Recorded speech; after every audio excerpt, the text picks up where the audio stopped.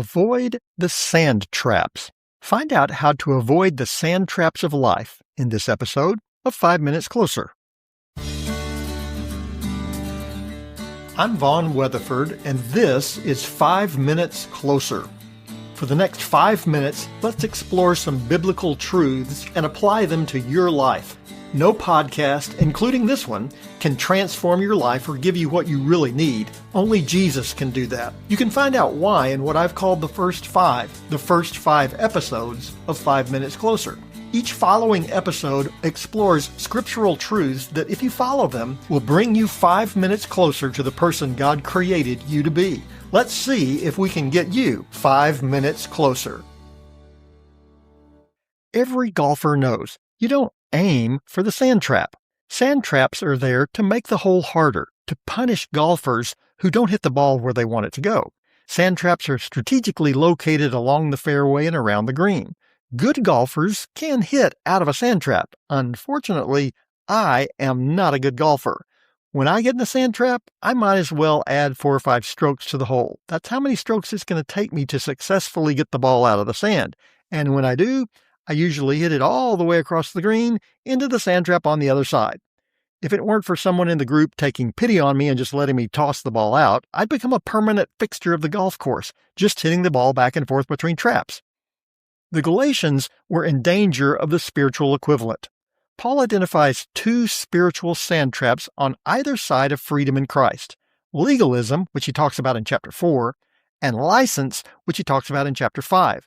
Neither is where the believer wants to be. Paul sums it up in chapter 5, verse 1, where he writes, "For freedom Christ has set us free. Stand firm, therefore, and do not submit again to a yoke of slavery."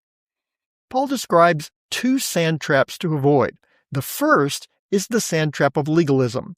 The final verses of chapter 4 describe how some Galatian believers had fallen for the lie that their relationship with God depended on them following a legalistic set of rules. False teachers claimed that salvation came through a combination of believing in Jesus and following the law. Paul's clear. The law reveals our need for Christ. Salvation is through Jesus alone. It's something like deciding to perform brain surgery on yourself. No hospital in the world would allow you to do that. You can't be both the surgeon and the patient.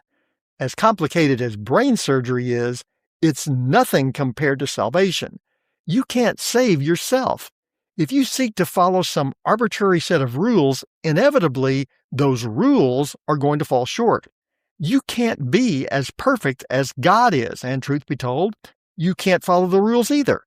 It's why the Bible puts it plain as day in Romans chapter 3, verse 23.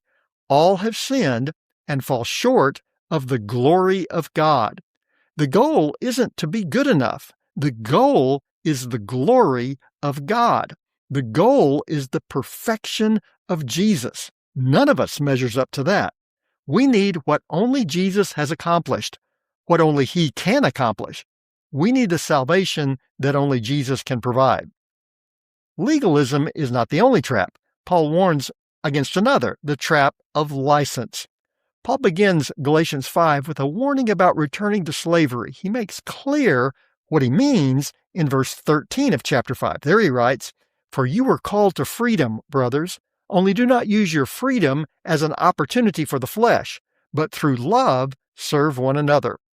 We're going to return to this verse in a later episode, but for now, recognize that we have been set free in Christ. Every time we choose to sin, we are stepping back into the very slavery Jesus gave His life on the cross to rid us of.